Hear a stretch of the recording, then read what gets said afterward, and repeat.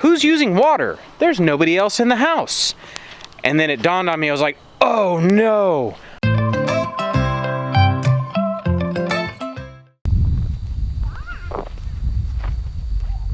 Good morning, beautiful people. It is a fine fall morning. This is the week. We're starting the week. We're hopefully gonna start strong. We're gonna get down here and clean up the top of the barn. Those of you who are paying attention, we're teaching a homestead pig butchery class this coming weekend, and I gotta get stuff ready. Actually, I can walk down here. I have like a million projects that have all taken place so quick.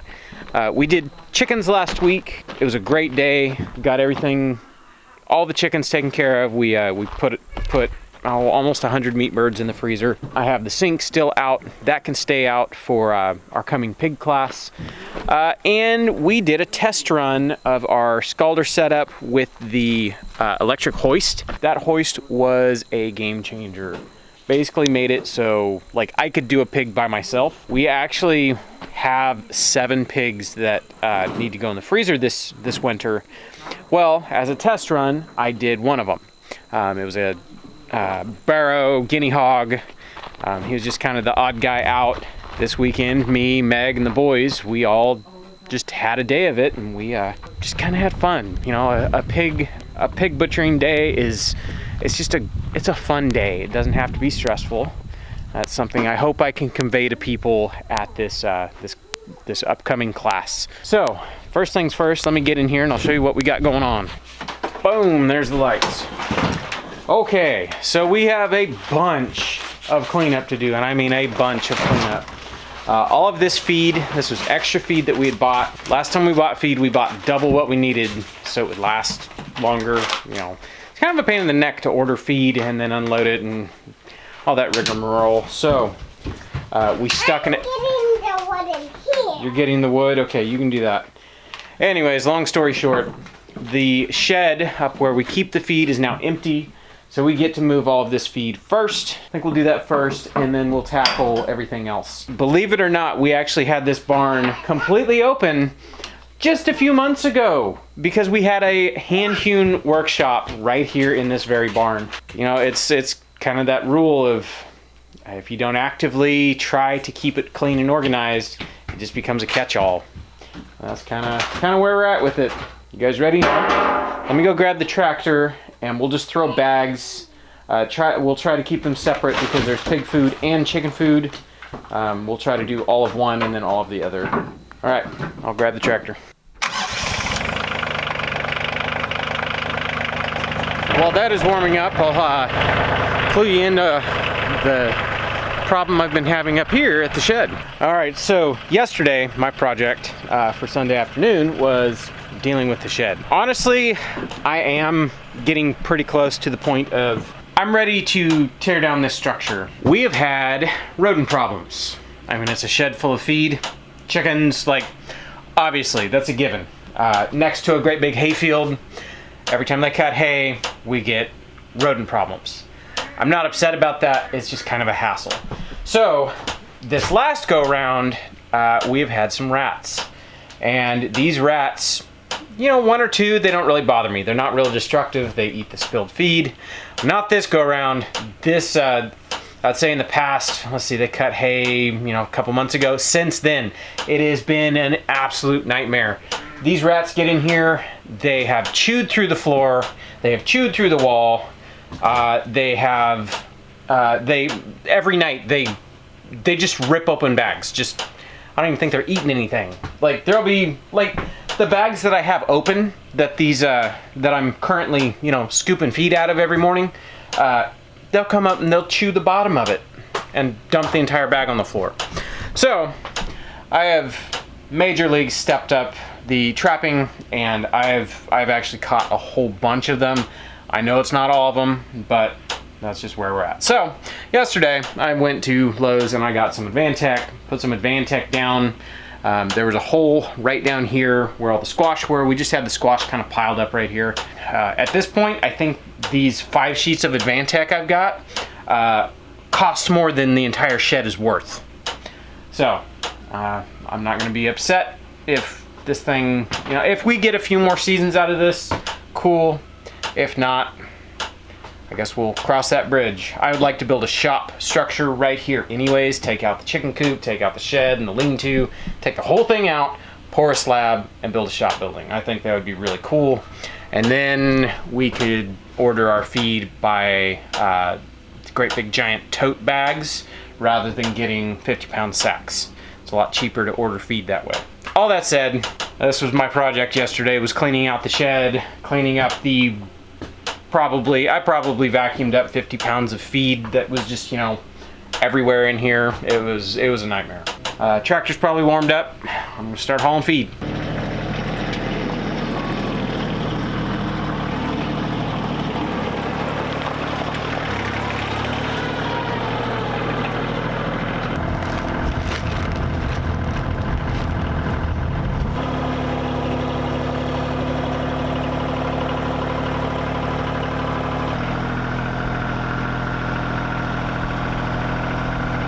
Alright, so one of the places we found that the rat was hiding is it can get up under here, and inside that access panel is the guts of the freezer.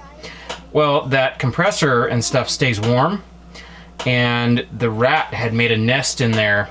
There's nutshells and all sorts of stuff. Well, there's these rails that the freezer sits on. They're capped on that end, and they're open inside here. I got in there, cleaned everything up, and you can pack holes with steel wool, and rats and mice don't like chewing through it. So if you have a hole that you can't really plug up, not easily, stick some steel wool in it, pack it in there real good. Hopefully that'll keep the rats from moving back into our freezer.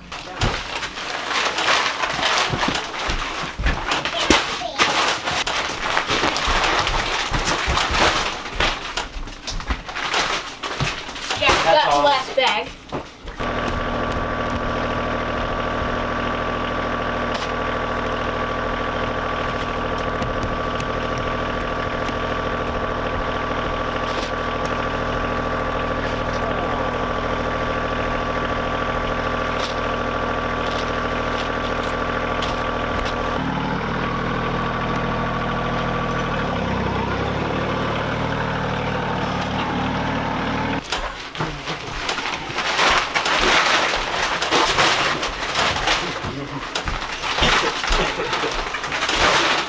Hi, Corbin. Should.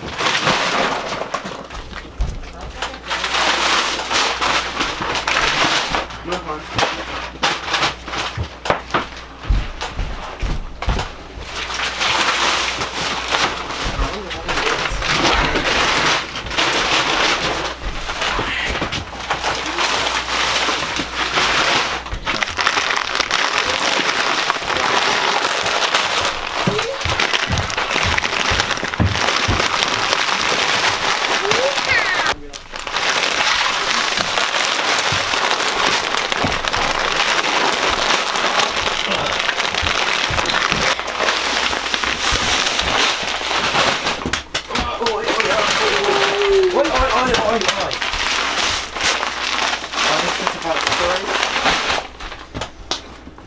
That's it. Alright, that is it. We are restocked. Yeah, we need to put some pigs in the freezer because this feed is disappearing way too quick. Alright, I gotta clean up my guitar area. That has to go on hold until after the class. Saw has to move downstairs. Various things here. We've got, in that lug is the meat grinder, so it can be down here. I've got potatoes stashed there. Box of potatoes there, and there, and there. That whole stack is potatoes. These great big steam service trays, we need to figure out where to put them. Chairs, we can probably stick those somewhere else. Incubator can go up. We'll use the water. Old dirty skull. Oh, it looks like someone was making a pier, a pig deer, or a dig, a deer pig. Something like that. Wood needs to go away. Easy ups need to go away. So yeah, we've got our work cut out for us. It's just a whole bunch of relocating of junk. It's nothing really strenuous. It's just figuring out where to stash stuff.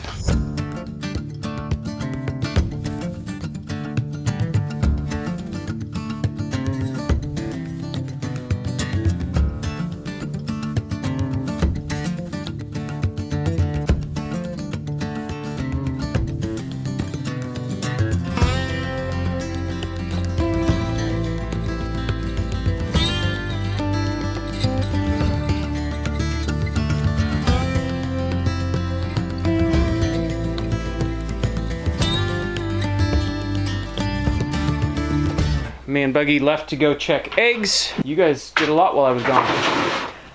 All right, we're gonna do this until lunchtime. We'll go eat lunch. We actually have our Azure pickup today, so we're gonna go do that. The bulk of it looks like it's been knocked out. Good job. Probably gonna have to try vacuuming these chairs. There's like a mix of cobwebs and sawdust. Hopefully we don't have to take them out and hose them off.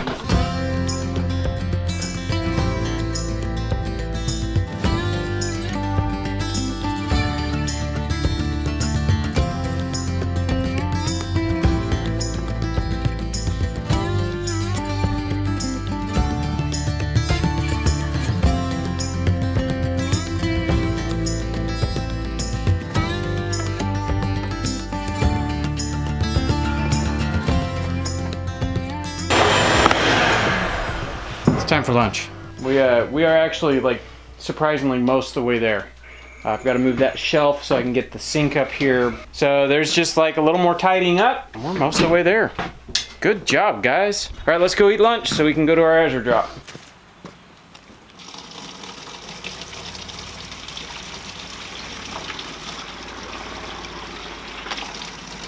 All right, we are back from our Azure trip. That took about, I don't know, hour and a half, something like that. That wasn't too bad. And then, you know, the kids scattered because let's go do stuff before we have to finish doing other stuff. So, back to work, back to the barn. We're gonna finish cleaning top of the barn. Hopefully we can finish getting it knocked out.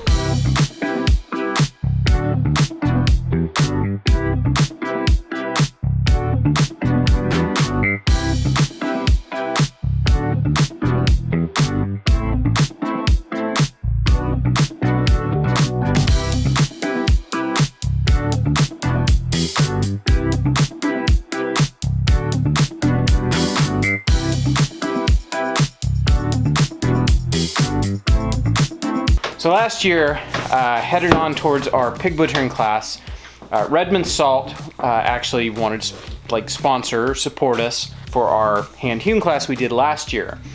Well, we didn't really need anything. We already had salt. We asked them, hey, would it be possible to get a Redmond like real salt flag? They said, absolutely. Well, it didn't show up until after the class, but they did send us one. So we're gonna put it up now. And it'll just basically permanently be affixed to the wall. So we're gonna get this put up. I think this will be pretty cool.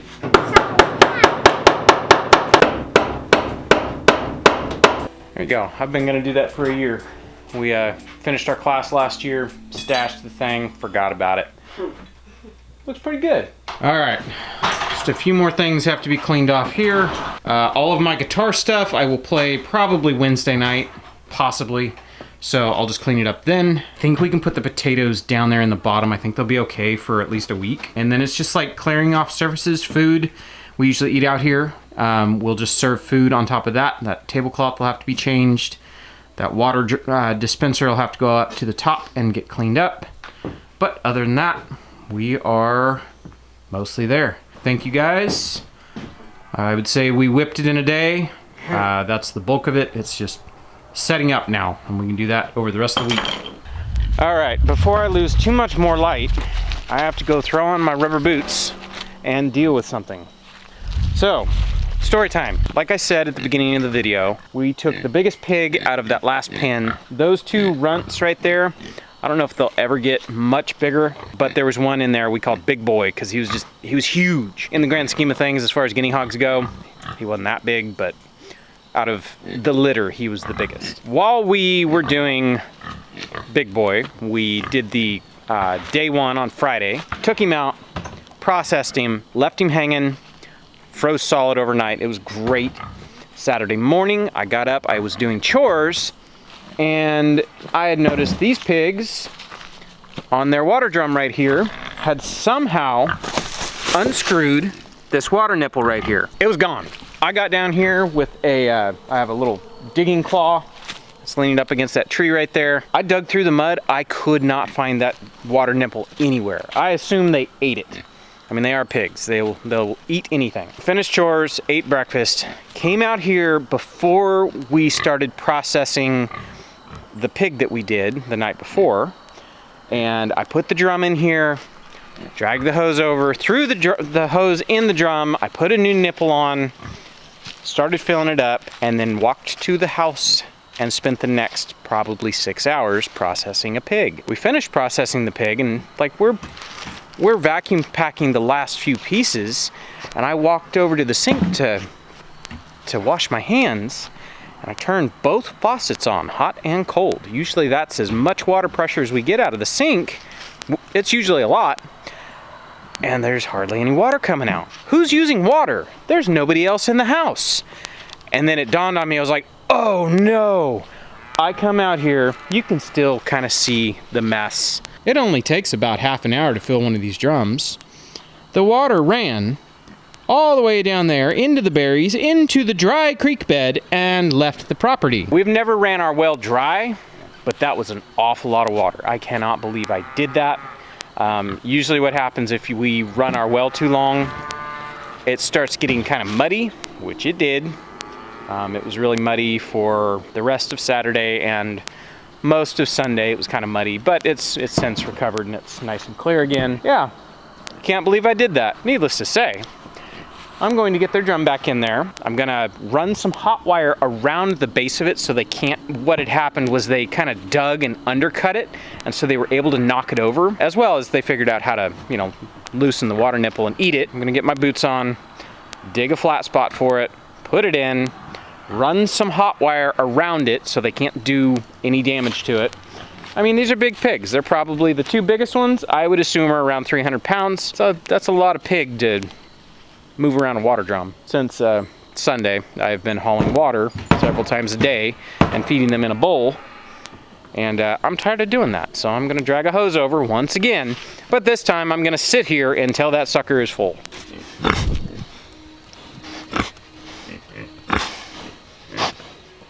Watch out, piggies.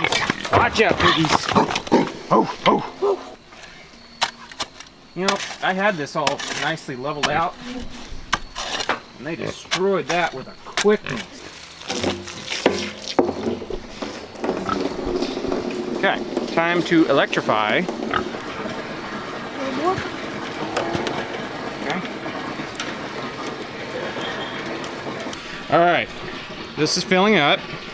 This is my stop from undercutting and rubbing against the water. They can still get a drink, but this hot wire will keep them from being able to get behind it and push it over. Hopefully, knock on wood, this should work. That was one thing I left out. When I had left the hose in it, I came out here and they had knocked the drum over again, and so the hose was right here in this mud hole, which at that point was a lake. And then the entire rest of their pen was a lake, and then out past was a lake, and those blackberries over there got a real good drink. It happens to everybody. So, needless to say, I'm going to sit down right here while I lose daylight and wait until this drum is filled up. Let me turn the fence back on so they learn where that's at. Almost did it again. That's how it happens. I plugged their fence back on, and usually when I plug it back on, I can just test the arc that the fence shocker will like jump. It's like, oh, okay, big spark, it's hitting pretty hard. No spark. Oh man, that means something's grounding the fence off. Well, I forgot there was a line that I was running from all the way down there over to the cow. Well, I needed to get by, so I unplugged it and just dropped it on the ground. It was grounding out there. Well, I'm over there and fixing something, doing something, and it's like, oh my gosh, this is how I did it on Saturday. Chasing fires, you know, go over here, fix this thing, go over here, do this. And before you know it, I'm back in the house, I'm cutting pork, and completely forgot that I had a hose running. I'm gonna sit here and wait for this thing to fill up. I better sit still and quit doing stuff. So what you got going on? I am working on head cheese, actually. Head cheese. Yeah. Okay, there's gonna be people that have no idea what head cheese is.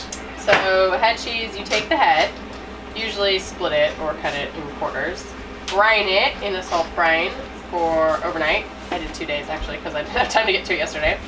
And then you simmer it gently in new fresh water and some aromatic veggies and stuff until the meat is tender and coming off the bone. And then you remove said meat, and then you will take that, or I will take that gelatinous broth. I'm actually kind of simmering it down to get it a little more gelatinous.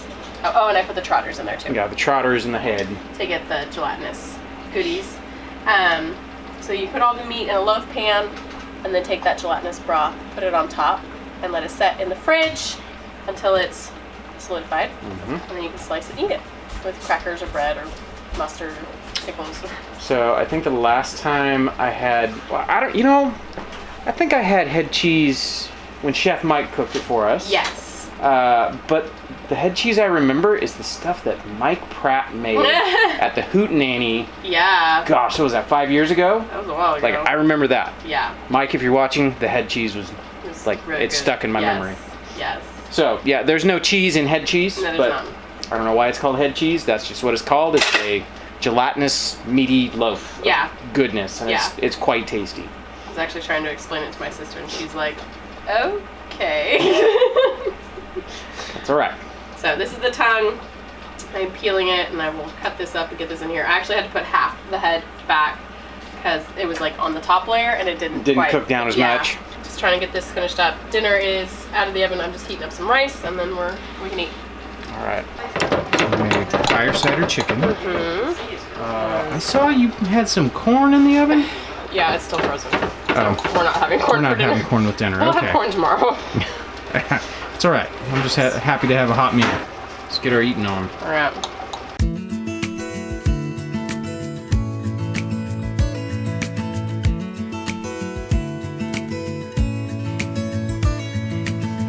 All right, wrapping up the vlog a lot later than normal. I figured this was a good place because walked in and you were dismantling A head. face meat. Face meat. And now you are loafing up this, Yes. this head cheese. So now you're just adding. I'm straining all that good gelatin. I mean, you can see how rich this is. Yeah, that is very rich. That's good, rich broth. Getting that strained up and put in here and kind of poking it down as I go. I think that's gonna be good. It already looks like it's getting pretty gelatinous. Yeah, this cooled down a little bit while we were eating dinner. That's like a ton of flavor in a loaf. Yeah, it is. That's gonna be really good. Yeah, I'm really excited about that actually. I want to eat it. Have to wait till it's cold. Yeah. So, with that, we're gonna end it right here. So we'll catch you guys on the next one. Bye.